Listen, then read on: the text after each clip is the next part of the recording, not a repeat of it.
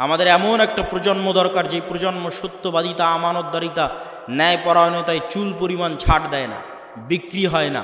এরকম একটা প্রজন্ম দরকার যারা নিজ দিনের উপর কট্টর, যারা নিজ দিনের উপর কঠোর। আপনি ভারতের হিন্দু ধর্ম নিয়ে ট্রল করতে পারেন, মজাক করতে পারেন, ঠাট্টা করতে পারেন, কিন্তু তাদের ধর্ম যত ভ্রান্তই হোক, তারা তাদের দিনের উপর কঠোর থেকে একটা সেকুলার রাষ্ট্রকে হিন্দু রাষ্ট্র বানিয়ে দিয়েছে। আর আপনার নবীর দিন বিশুদ্ধ হওয়ার পরেও, 47-এ দিনের নামে রাষ্ট্র তৈরি করার পরেও, 71 এবং 24-এ হাজার হাজার মুসলমান রক্ত দেওয়ার পরেও এখনও আপনি মুখ খুলে বলতে পারেন না যে না, আমার দিনই ঠিক, আমার দিনই রাষ্ট্রে বাস্তবায়ন করতে হবে, সেকুলারিজম নয়। এটা মুখ খুলে বলতে পারেন না। কেন মুখ খুলে বলতে পারেন না? এটাই গোলামি, এটাই হচ্ছে গোলামি। এই গোলামির জিঞ্জির যতক্ষণ না ভাঙবে, ইবনে খালদুন বলেছেন রাষ্ট্র তৈরি হয় আসাবিয়া দিয়ে। যেই দিন মুসলমানেরা বলবে যে আমার দিনই ঠিক, আমার দিনই রাষ্ট্রে প্রতিষ্ঠিত হতে হবে, আল্লাহর নবীর সুন্নাতে ব্যক্তিগত, পারিবারিক, সামাজিক জীবনে কোথাও ছাড় দেবে না, সেই দিন স্বাধীন। এটাই স্বাধীনতা, এটাই গোলামির জিঞ্জির থেকে মুক্তি। আর আরেকটা কি বলেছিলাম? মিথ্যার কালচার তৈরি করা সুদ। আজকে যত মা বোন উপস্থিত আছে, তাদের মধ্যে যতজন কিস্তিতে টাকা নিয়েছে, যতজন কিস্তিতে লোন নিয়েছে, তাদের মধ্যে শতকরা কতজন সত্য বলে? যতজন কিস্তিতে টাকা নিয়েছে তাদের মধ্যে শতকরা কতজন সত্য বলতে পারে? এবার আমি না, চলেন আল্লাহর নবী কি বলছে যে কয়জন সত্য বলতে পারে। আল্লাহর নবী বলছেন আল্লাহুম্মা আউযুকা মিনাল মা'সামি ওয়াল মাগরাম। আল্লাহ ঋণ থেকে বাঁচতে চাই, পাপ থেকে বাঁচতে চাই। আর এক হাদিসে রাসূল সাল্লাল্লাহু আলাইহি ওয়াসাল্লাম আর এক দোয়ায় বলছে যে আল্লাহুম্মা আউযুকা মিন যাল'ইদ দাইনি ওয়া গালাবাতির রিজাল। আল্লাহ ঋণের বোঝা থেকে বাঁচতে চাই। সাহাবীরা জিজ্ঞেস করলেন এত কেন লোন থেকে বাঁচতে চান? আল্লাহর নবী বললেন মানুষ যখন লোন নেওয়া শুরু করে তখন মিথ্যা বলা শুরু করে। যেই দিন থেকে লোন নেওয়া শুরু, ওই দিন থেকে মিথ্যা বলা শুরু। আর মিথ্যা বললে নেতা তৈরি হবে না, গোলাম তৈরি হবে। তাহলে যে মা বোন কিস্তিতে লোন নিয়েছে এবং মিথ্যা বলতেছে প্রতিনিয়ত, ছেলেকে দিয়ে মিথ্যা বলাচ্ছে, এই সমস্ত পরিবার থেকে নেতা তৈরি হবে না, গোলাম তৈরি হবে। তার দু একটা হাদিস দেখে নেই। ফেরেশতাদেরকে দেখা সম্ভব, ফেরেশতাদের আওয়াজ শোনা সম্ভব, ফেরেশতাদের অস্তিত্বের অনুভূতি সম্ভব। নবী ছাড়া সাধারণ মানুষও ফেরেশতা দেখেছে, নবী ছাড়া সাধারণ মানুষও ফেরেশতার আওয়াজ শুনেছে। আবু হুরায়রা রাদিয়াল্লাহু তাআলা আনহু থেকে বর্ণিত, তিনি বলেন একদিন এক ব্যক্তি রাস্তা দিয়ে চলতেছে, তো আকাশ থেকে একটা আওয়াজ পেল, ইসকি হাদিকাতা ফুলান, উমুকের বাগানে পানি বর্ষণ করো। তো সেই ব্যক্তি দেখলো মেঘমালা ওই নির্দিষ্ট একটা বাগানে গিয়ে সেখানে বৃষ্টি বর্ষণ করলো। সেই বৃষ্টি বর্ষণের পানি নালা বেয়ে পড়ে যাচ্ছে। তো এই পানির আলামত ধরে ধরে যারা পিছনে দাঁড়িয়ে আছেন তারা এই পাশে, আমার হাতের বাম পাশে জায়গা খালি আছে, যারা ডান দিকে অথবা পিছনে দাঁড়িয়ে আছেন তারা হাতের বাম পাশে চলে এসে বসতে পারে। তো অদৃশ্য গায়েব থেকে আওয়াজ শুনে ওই ব্যক্তি ওই পানির লাইন ধরে ধরে জমিতে গেল। তো গিয়ে দেখে সেখানে একটা ব্যক্তি কাজ করতেছে, জমি চাষ করতেছে। বলে ভাই তোমার নাম কি? তো বলে আমার নাম এই। তো এই ব্যক্তি বলছে বারে, যেই নাম আকাশে শুনলাম এ তো দেখি সেই নাম বলে। তখন এই ব্যক্তি বলছে আমি আকাশে তোমার নাম শুনলাম যে অমুকের বাগানে পানি বর্ষণ করো।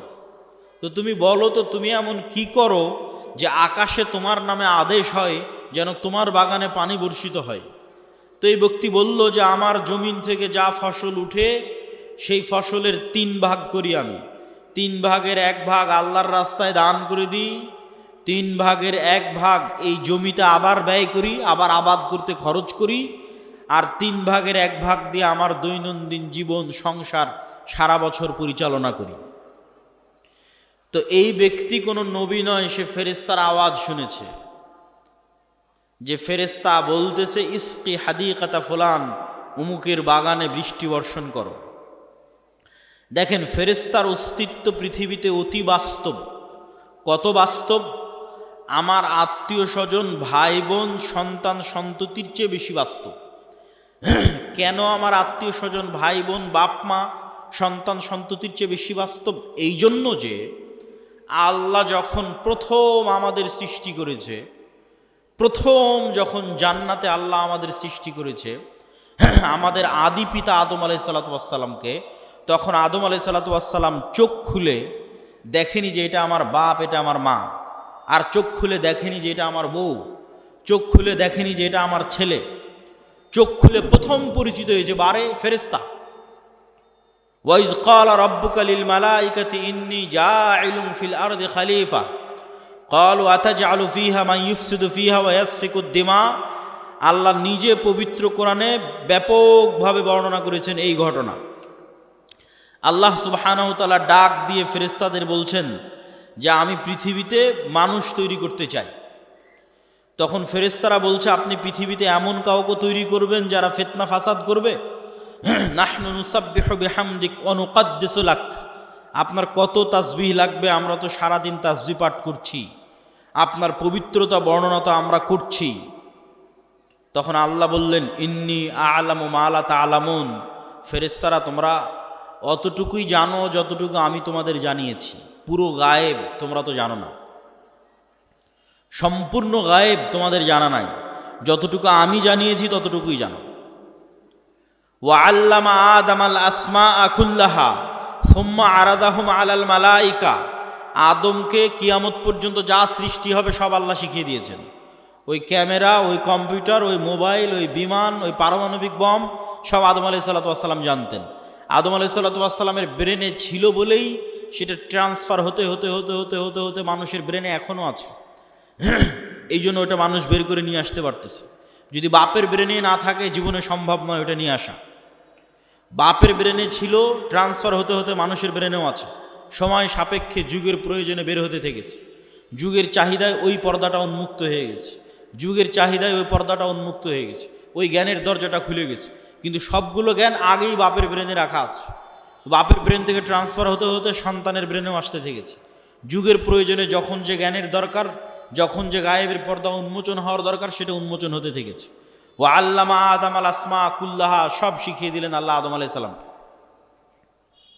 তারপরে ফেরেশতাদের ডাক দিয়ে বললেন, ফেরেশতারা বলো আম্বিউনি বি আসমাই হাউলাই, এগুলোর নাম বলো, এগুলো কি? তখন ফেরেশতারা আর বলতে পারে না। ক্বালু সুবহানাক লা ইলমা লানা ইল্লা মা আল্লামতানা। আল্লাহ আপনার পবিত্রতা, আপনি মহাপবিত্র, আমরা অতটুকুই জানি যতটুকু আপনি জানিয়েছেন, এর বাইরে আমাদের জানার কোনো ক্ষমতা নেই। ইন্নাকা আনতাল আলিমুল হাকিম, আপনি হলেন সর্বজ্ঞানী, আপনি হলেন সর্বজ্ঞানী এবং সর্বপ্রজ্ঞাময়। তখন আল্লাহ বললেন ইয়া আদম আম্বিউহুম, এই যে আদম, এবার তুমি বলো তো এই জিনিসগুলোর নাম কি? ফালাম্মা আম্বাআহুম বিআসমাইহিম, তখন আদম আলাইহিস সালাতু ওয়াস সালাম সবগুলোর নাম বলে দিলেন। এবার আল্লাহ ফেরেশতাদের বললেন ওয়াইজ কুলনা লিল মালাইকাতি ইসজুদু লি আদম, তখন আমি আল্লাহ ফেরেশতাদের বললাম ফেরেশতারা তোমরা এবার আদমকে সিজদা করো। তাহলে আমরা সবার আগে কাদেরকে দেখলাম এবার বলেন? জোরে বলেন না যে কাদের দেখলাম, না আর এক মানুষকে দেখেছি। তাহলে আপনার বাপ মা আগে না ফেরেশতা আগে? ফেরেশতা আগে। আপনার সন্তান আগে না ফেরেশতা আগে? আপনার সন্তানের অস্তিত্বের চেয়ে বেশি সত্য আপনার সাথে ফেরেশতা আছে, আমাদের সাথে ফেরেশতা আছে। আপনার বাপ মায়ের অস্তিত্বের চেয়ে বেশি সত্য যে আমাদের সাথে ফেরেশতা আছে। কেন আমরা যখন প্রথম সৃষ্টি হয়েছি তখন থেকে ফেরেশতাদের সাথে আমরা কানেক্টেড, তখন থেকে আমরা ফেরেশতাদের দেখেছি। গায়েবের উপর ঈমান না থাকার কারণে দুনিয়াতে এসে ভুলে গেছি। তাহলে আদম আলাইহিস সালাতু ওয়াস সালামের ঈমান কোন লেভেলের হবে যে ফেরেশতারা আছে? আদম আলাইহিস সালাতু ওয়াস সালামের ঈমান তার ছেলের অস্তিত্বের চেয়ে বেশি যে ফেরেশতারা আছে। আদম আলাইহিস সালাতু ওয়াস সালামের ঈমান তার স্ত্রী হাওয়ার অস্তিত্বের চেয়ে বেশি যে ফেরেশতারা আছে। সম্মানিত উপস্থিতি, তাহলে ফেরেশতাদের অস্তিত্ব আছে, নূর বিরাজ করতেছে, দেখি না কেন, দেখা যায় না কেন, কি সমস্যা? তো এইটার ক্ষেত্রে আপনাকে দু একটা উদাহরণ দিই। আজ থেকে 100 বছর আগে আটমূলের যে মানুষটা মারা গেছে, সেই মানুষটাকে আজকে উঠান, যদি তাকে জীবিত করা যায় তাহলে সে জীবিত হলো। জীবিত হওয়ার পর সেই মানুষকে আপনি বলবেন যে আমি আব্দুল্লাহ আওয়াজ দিব এখানে, বাজবে ঢাকায়, সাথে সাথে আমি আওয়াজ দিব এখানে, আওয়াজ বাজবে কোথায়? ঢাকাতে। আমি আওয়াজ দিব এখানে, বাজবে আমেরিকাতে। আমি আওয়াজ দিব এখানে, বাজবে মক্কায়। সে কি বিশ্বাস করবে? কিন্তু এখন তো বাজতেছে, এই যে লাইভ চলতেছে, সারা পৃথিবীতে বাজতেছে, বলতেছি এখানে, বাজতেছে সারা পৃথিবীতে। তাহলে এই যে ইলেকট্রোম্যাগনেটিক ওয়েভ, তরঙ্গ, আলোর তরঙ্গ, ওয়েভ, এইটার মধ্যে ডাটা ধারণ করার ক্ষমতা, তথ্য, মানুষের কথা এটার মধ্যে থাকতে পারে, মানুষের দৃশ্য এটার মধ্যে থাকতে পারে। এইটা আল্লাহ যেই দিন পৃথিবী সৃষ্টি করেছে ওই দিন থেকেই আছে। মানুষ জানেনি, গায়েব। তাহলে 100 বছর আগে আটমূল থেকে যে মানুষ চলে গেছে এটা ওর কাছে গায়েব। যে তার আওয়াজ এই ওয়েভের মধ্যে থেকে যেতে পারে, তার দৃশ্য এই ওয়েভের মধ্যে দিয়ে প্রবাহিত হতে পারে। শুধু তাই নয়, মানুষের পক্ষে যদি আজকে সম্ভব হয় যে মানুষ আলোর গতি তথা যেই আলোর মাধ্যমে, যে ওয়েভের মাধ্যমে আমার কথা মোবাইল দিয়ে এখন ঢাকাতেও বাজতেছে, লালমনিরহাটেও বাজতেছে, আমেরিকা, লন্ডন, ইউরোপেও বাজতেছে, সৌদি, কুয়েত, কাতার, বাহরাইনেও বাজতেছে, এখন সাথে সাথে যেই ওয়েভের মধ্যে দিয়ে আমার দৃশ্য ছুটে চলে যাচ্ছে, যেই ওয়েভের মধ্যে দিয়ে আমার আওয়াজ ছুটে চলে যাচ্ছে, এর চাইতে যদি আমরা কোনো গতিশীল কিছু আবিষ্কার করতে পারি, যে এর চেয়ে দ্রুত আমি উড়ে চলে যাব, মানুষের পক্ষে সম্ভব নয়। কিন্তু কল্পনা করেন যে আমরা করে ফেলেছি এরকম একটা আবিষ্কার, যে আমার আওয়াজ যত দ্রুত ঢাকায় যাচ্ছে আমি এর চেয়ে আগে ঢাকায় পৌঁছে যাব। এবং আবিষ্কার করার পর এখান থেকে বিমানে যদি ঢাকায় আমার যেতে আধা ঘন্টা লাগে, তো রাস্তার গাড়িতে 4 ঘন্টা লাগবে। তো আমি আধা ঘন্টা আগে ঢাকায় পৌঁছে গেছি, রাস্তার গাড়ি পৌঁছার আগে আমি ঢাকা পৌঁছে গেছি বিমানে। তো আমার এই আওয়াজ আমেরিকা পৌঁছার আগে আমি পৌঁছে গেছি। এত দ্রুত গতির আমরা কিছু আবিষ্কার করতে পেরেছি।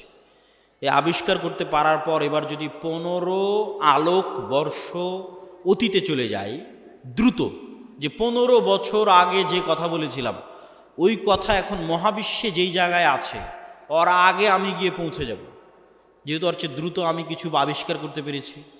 পৌঁছে গিয়ে এবার এই মোবাইলের মতো, এই ক্যামেরার মতো যদি ওখানে কিছু সেট করতে পারেন, তাহলে 15 বছর আগে আপনি কি বলেছিলেন ওই আপনার বলা কথা আপনি শুনতে পাবেন, বাজতেছে।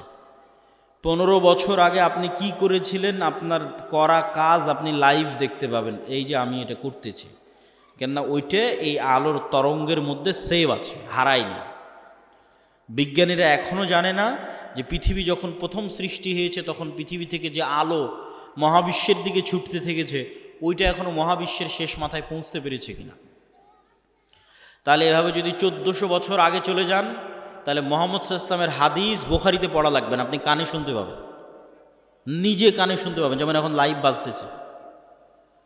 তো 1500 বছর অতীতে চলে গেলে আলোর গতির চেয়ে বেশি গতি নিয়ে মোহাম্মদ সাল্লাল্লাহু আলাইহি ওয়াসাল্লামের হাদিস নিজে কানে শোনা যাবে, বদরের যুদ্ধ লাইভ দেখা যাবে, বাস্তবে হচ্ছে এটা দেখা যাবে। এটা মানুষের দ্বারা সম্ভব নয়। এটা দিয়ে আল্লাহ মানুষের গুনাহকে গোপন রেখেছে, নাহলে একজন মানুষের গুনাহ গোপন থাকতো না। এই আলোর গতির চেয়ে মানুষের গতি কম থাকার কারণে মানুষের গুনাহ আজ গোপন আছে।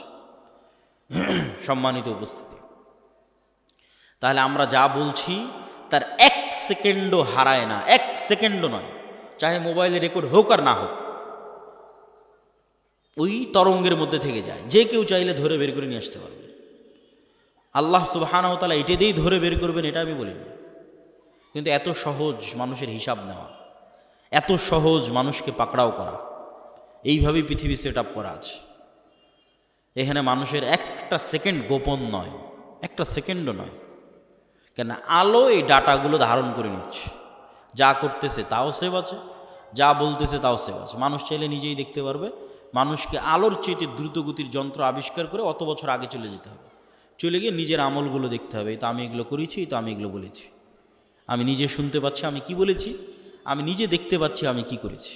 কাফা বিনাফসিকাল ইয়াউমা আলাইকা হাসিবা, মানুষ আজকে তোমার বিচারের জন্য তুমি একাই যথেষ্ট।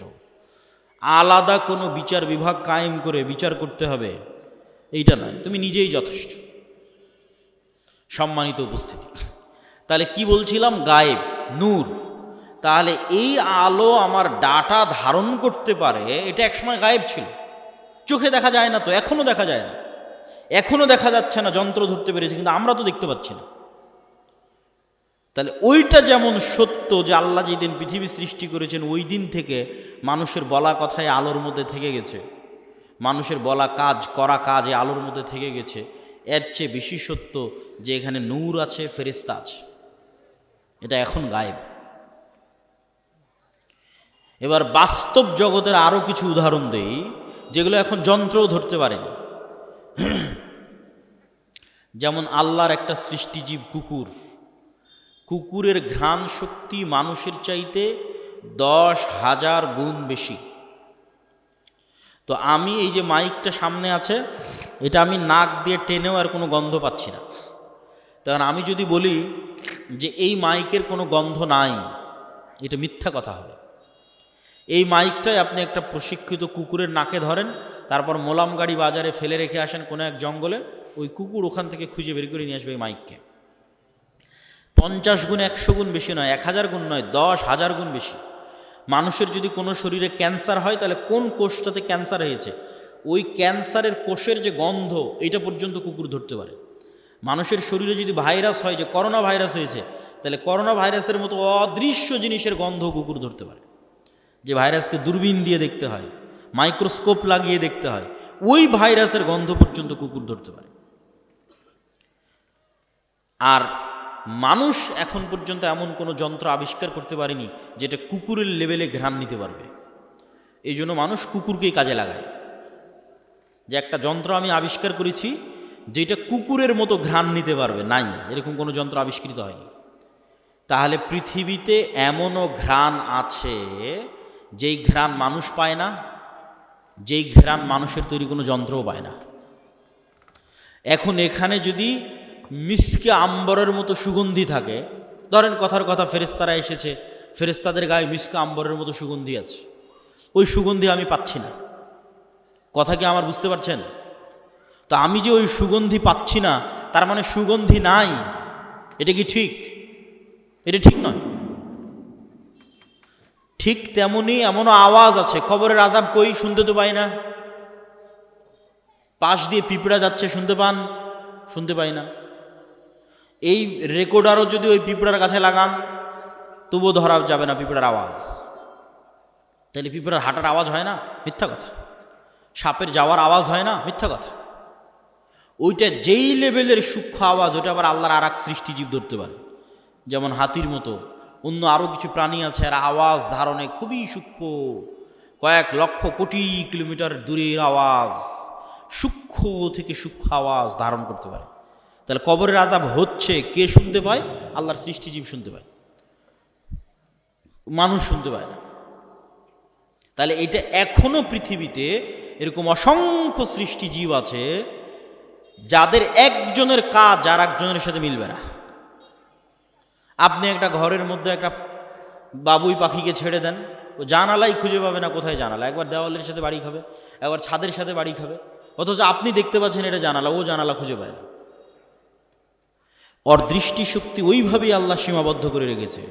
তো ও যেমন জানালা খুঁজে পাচ্ছে না, ঠিক তেমন আপনি ফেরেশতা খুঁজে পাচ্ছেন না। ওই পর্যন্তই আপনার জ্ঞানের সীমা, দেখার সীমা, অনুভূতির সীমা। সাপ মানুষকে দেখতে পাই, যে আমি আব্দুল্লাহ 5 ফিট 5 ইঞ্চি, 5 ফিট 6 ইঞ্চি মোটা, এরকম দাড়ি, সাদা কালো, যেভাবে আপনি আমাকে দেখছেন এভাবে সাপ দেখে না। এভাবে দেখার ক্ষমতা আল্লাহ সাপকে দেয়নি। সাপ বুঝতে পারে তাপ, তাপ দিয়ে বুঝতে পারে যে মানুষ।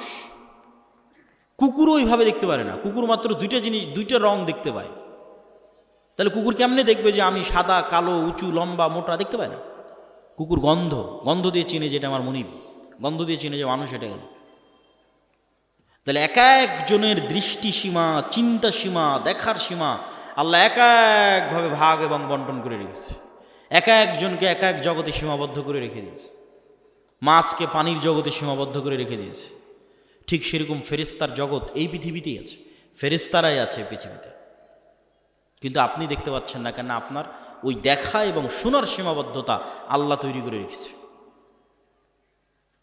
সম্মানিত উপস্থিতি, তাহলে পৃথিবীতে এমনও আওয়াজ আছে যা মানুষ শুনে না, মানুষের যন্ত্র শুনে না, এমনও গন্ধ আছে যা মানুষ নিতে পারে না, মানুষের যন্ত্র নিতে পারে না, ঠিক এমনও আলো আছে মানুষ দেখে না, মানুষের যন্ত্র দেখে না, আল্লাহর সৃষ্টি দেখে। রাসূলুল্লাহ সাল্লাল্লাহু আলাইহি ওয়াসাল্লাম বলেন, ইজা সামি'তুম সাইহাতাদ দিকাহ, যখন তোমরা মোরগের আওয়াজ শুনতে পাও তখন আল্লাহর কাছে কল্যাণ কামনা করো। ফা ইন্নাহা রাআতিল মালাইকা, ফেরেশতাদের যেই নূর, এই নূরের যে আলো, এই আলো মোরগ দেখতে পায়। বলেন আল্লাহু আকবার। তাহলে ফেরেশতা বিরাজমান, নূর বিরাজমান, মানুষের যন্ত্র দেখতে পায় না, মানুষ দেখতে পায় না, কিন্তু আল্লাহর এক সৃষ্টিজীব দেখতে পায়।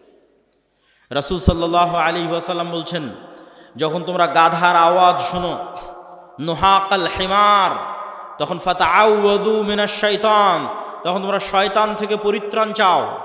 শয়তানের আলো আর এক ভিন্ন লেভেলের আলো, এটা আগুনের আলো, এটাও অদৃশ্য।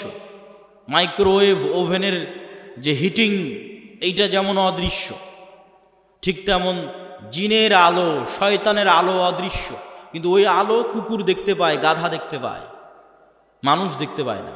সম্মানিত উপস্থিতি, তাহলে আমি আপনি দেখতে পাই না মানে অস্তিত্ব নাই, এটা সম্পূর্ণ মিথ্যা কথা, সম্পূর্ণ ডাহা মিথ্যা কথা, যেগুলোর নিদর্শন, যেগুলোর আলামত আল্লাহ নিজে পৃথিবীতে দিয়ে রেখেছে।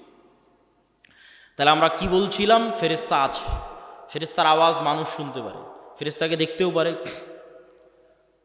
বনু ইসরাইলের 3 জন ব্যক্তি অন্ধ, কুষ্ঠ, টাক, আল্লাহ ফেরেশতা পাঠিয়েছে তাদের কাছে মানুষ হিসেবে পরীক্ষা নেওয়ার জন্য।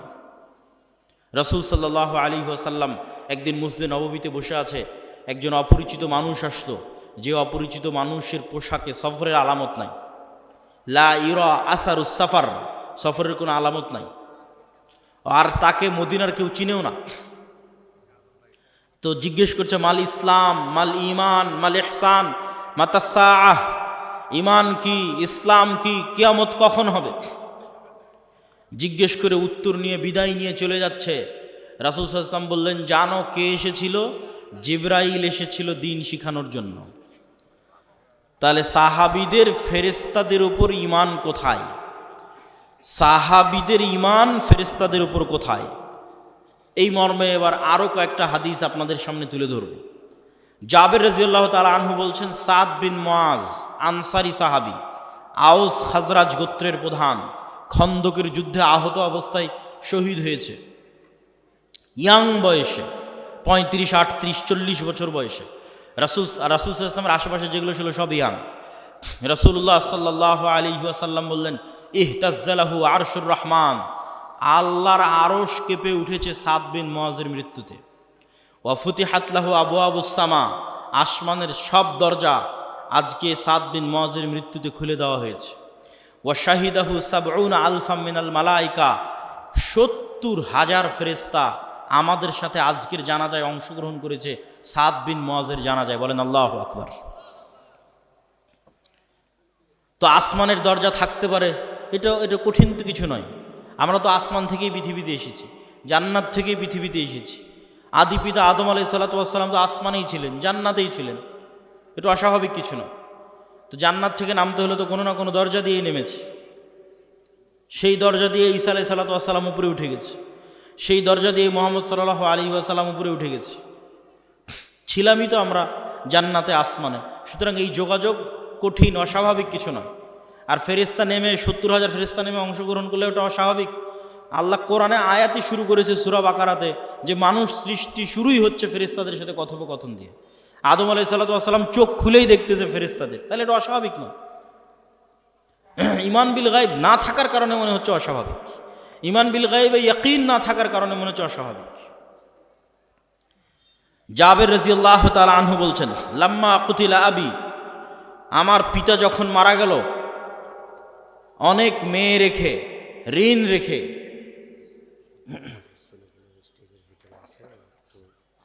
বলছি ঋণ রেখে তখন জাবের রাদিয়াল্লাহু তাআলা আনহু কাঁদতেছে। আল্লাহর নবী বলতেছে, তুমি কেন কাঁদছো? মা জালাতিল মালাইকাতু তুজিল্লু বিআজনিহাতিহা, আরে তুমি কাঁদছো কেন? তোমার বাপের লাশকে ফেরেশতারা এখনো ছায়া দিয়ে রেখেছে, এখনো ফেরেশতারা তোমার বাপের লাশকে ছায়া দিয়ে রেখেছে, তুমি কেন কাঁদছো? আয়েশা রাদিয়াল্লাহু তাআলা আনহা বলছেন, সাদ বিন মুআজের জানাজা উঠানো যায় না, এত ভারী। যুবক মানুষ, ওই যুগে তার এত বিরিয়ানি, এত পোলাও, এত বার্গার, পিৎজা ছিল না যে খেয়ে মোটা হয়ে যাবে, ওজন ভারী হবে। হালকা পাতলা, মুজাহিদ মানেই হালকা পাতলা, অথচ লাশ উঠানো যায় না, এত ভারী। তো মানুষজন কথোপকথন শুরু করলো, কেন উঠানো যায় না? আল্লাহর নবী বললেন, সাদ বিন মুআজের জানাজার সাথে, সাদ বিন মুআজের এই লাশের সাথে এত বেশি পরিমাণে ফেরেশতা লেগে আছে যে এই লাশ ভারী হয়ে গেছে, উঠানো যাচ্ছে না, এত বেশি পরিমাণে ফেরেশতা লেগে আছে। খন্দকের যুদ্ধের ঘটনা, রাসূল সাল্লাল্লাহু আলাইহি ওয়াসাল্লাম খন্দকের যুদ্ধ থেকে ফিরে অস্ত্র রেখে দিয়েছেন, গোসল করতে চলে গেছেন। জিব্রাইল উপস্থিত হয়ে রাসূল সাল্লাল্লাহু আলাইহি ওয়াসাল্লামকে বলতেছে, আপনি অস্ত্র রেখেছেন, মা ওয়াজাআনা সিলাহ, ফেরেশতারা এখনো অস্ত্র রাখেনি। ফেরেশতারা কেন অস্ত্র রাখেনি? বানু কুরাইজা, বানু কায়নুকা, বানু নজির, তিনটে ইহুদি গোত্র গাদ্দারি করেছে, এদের শাস্তি দিতে হবে। আল্লাহর নবী সাহাবীদের বললেন, ফেরেশতারা অস্ত্র রাখেনি। জিবরাইল এসে বলতেছে, চলো, যুদ্ধ এখনো শেষ হয়নি, যুদ্ধ করতে হবে। সব সাহাবী মিলে অস্ত্র উঠিয়ে আবার যুদ্ধের জন্য এগিয়ে গেলেন। এই পর্যন্ত আয়েশা রাদিয়াল্লাহু তাআলা আনহার বর্ণনা। এবার আনাস রাদিয়াল্লাহু তাআলা বলছেন, কাআন্নী আনজুরু ইলাল গুবারি সাতিআন ফি যুকাকি বানি গানাম, বলছেন সাহাবীরা সহ আল্লাহর নবী সহ যখন আমরা বের হচ্ছি ইহুদি গোত্রগুলোর দিকে এগিয়ে যাওয়ার জন্য, তখন আমাদের সামনে দেখছি ধুলায় অন্ধকার। ঠিক যেমন 500-1000 মোটরসাইকেলের শোডাউন দিলে গ্রামের রাস্তায় ধুলা উঠতে থাকে, পিছনের গাড়িতে করে যদি আপনি থাকেন দেখবেন যে ধুলায় অন্ধকার হয়ে গেছে রাস্তা। তাহলে আমরা যাচ্ছি তো সামনে ধুলায় অন্ধকার, কিসের ধুলা? আনাস রাদিয়াল্লাহু তাআলা আনহু বলছেন, আমাদের আগে আগে জিবরাইলের ঘোড়সওয়ার বাহিনী যাচ্ছে। আল্লাহু আকবার! জিবরাইলের ঘোড়সওয়ার বাহিনীর পায়ের আঘাতে ধুলা তৈরি হয়েছে। সাদ বিন আবি ওয়াক্কাস রাদিয়াল্লাহু তাআলা আনহু থেকে বর্ণিত, তিনি বলেন, রাআইতু ইয়াওমা উহুদিন আন ইয়ামিনি ওয়া আন ইয়াসারি, উহুদের যুদ্ধের দিন আমার ডানে এবং আমার বামে দুইজন ব্যক্তি, রজুলাইনা আলাইহিমা সিয়াবুন বীজুন, দুইজন ব্যক্তি সাদা পোশাকধারী, মা রাআইতুহুমা ক্বাবলু আলা বাদ, যাদেরকে আমি অতীতে কোনোদিন দেখিনি, পরে কোনোদিন দেখিনি। এই দুইজন সাদা পোশাকধারী ব্যক্তি আশাদ্দাল কিতাল, বীর বিক্রমে যুদ্ধ করতেছে, সীমাহীন ভয়ঙ্কর যুদ্ধ করতেছে। রাসূল সাল্লাল্লাহু আলাইহি ওয়াসাল্লামকে এসে যখন শোনালাম, আল্লাহর নবী বললেন, এরা দুইজন হচ্ছে জিবরাইল আর মিকাইল। আল্লাহু আকবার! জিবরাইল মিকাইল যুদ্ধে অংশগ্রহণ করেছে রাসূল সাল্লাল্লাহু আলাইহি ওয়াসাল্লামের পক্ষে। বর্ণনা দিচ্ছেন সাদ বিন আবি ওয়াক্কাস। একজন সাহাবী এক যুদ্ধে এক মুশরিকের পিছনে ধাওয়া করতেছে, তো আকাশ থেকে আওয়াজ আসতেছে, আকদিম ইয়া হাইজুম, হে হাইজুম তুমি এগিয়ে চলো। আওয়াজ আসা মাত্রই এই সাহাবী ওই মুশরিকের উপর আক্রমণ করার আগেই মুশরিক উল্টে পড়ে আছে এবং ক্ষত স্থান থেকে রক্ত বের হচ্ছে, আহত স্থান থেকে রক্ত বের হচ্ছে। সাহাবী রাসূল সাল্লাল্লাহু আলাইহি ওয়াসাল্লামকে এসে ঘটনা শোনালে আল্লাহর নবী বললেন, জালিকা মিন মাদাদিস সামাইস সালিসা, এটা ছিল তৃতীয় আসমান থেকে আসা ফেরেশতার আক্রমণ। উহুদের যুদ্ধের দিন হানজালা রাদিয়াল্লাহু তাআলা আনহু শহীদ হয়েছে। তার স্ত্রীর মারফতে জানা যাচ্ছে যে তিনি ফরজ গোসল অবস্থায় বাসর ঘর থেকে বের হয়ে গেছেন জিহাদের ডাক শুনে। সাহাবীরা আল্লাহর নবীকে বললেন, হানজালাকে গোসল দিতে হবে। রাসূল সাল্লাল্লাহু আলাইহি ওয়াসাল্লাম বলেন, ইন্না সাহিবাকুম তুগাসসিলুহুল মালায়েকা, তোমরা আর হানজালাকে কি গোসল দিবা? ফেরেশতারা ইতিমধ্যে গোসল দিয়ে ফেলেছে। তাহলে এবার আপনি শুধু চিন্তা করবেন সাহাবীদের ঈমান ফেরেশতার অস্তিত্বের উপর, আর আমার আর আপনার ঈমান ফেরেশতার অস্তিত্বের উপর। ঈমান বিল গায়বে ইয়াকিন, যেটা আমাদের বক্তব্যের মূল বিষয়বস্তু, যার এক পয়েন্টে আমরা আছি ঈমান বিল মালায়েকা, ফেরেশতার উপর ইয়াকিন, ফেরেশতার অস্তিত্বের উপর ইয়াকিন। তো এগুলো কি শুধু হাদিসে এসেছে? না। আচ্ছা, এগুলো কি শুধু হাদিসে এসেছে? না। স্বয়ং আল্লাহ সুবহানাহু ওয়া তাআলা কোরআন মাজিদে বলতেছে। আল্লাহ সুবহানাহু ওয়া তাআলা কোরআন মাজিদে মুসলমানদের বিভিন্ন যুদ্ধে ফেরেশতা অবতীর্ণ করার কথা 5-6 আয়াতে বলেছে। ইস্তাস্তাগীসুনা রাব্বাকুম ফাস্তাজাবা লাকুম আন্নী মুমিদ্দুকুম বিআলফিম মিনাল মালাইকাতি মুরদিফিন। তোমরা আল্লাহর কাছে বিপদে পড়ে সাহায্য চেয়েছিলে, আমি আল্লাহ আসমান থেকে তোমাদের পক্ষে 1000 ফেরেশতা অবতীর্ণ করেছি। আর এক আয়াতে আল্লাহ সুবহানাহু ওয়া তাআলা বলছেন, ইস্তাকুলু লিল মুমিনিনা আলাই ইয়াকফিয়াকুম আন ইউমিদ্দাকুম রাব্বুকুম বিসালাসাতি আলাফিম মিনাল মালাইকা। তোমাদের জন্য কি যথেষ্ট নয় যে আল্লাহ আসমান থেকে 3000 ফেরেশতা অবতীর্ণ করেছে? যদি প্রয়োজন হয় আল্লাহ 5000 ফেরেশতা আসমান থেকে অবতীর্ণ করবেন।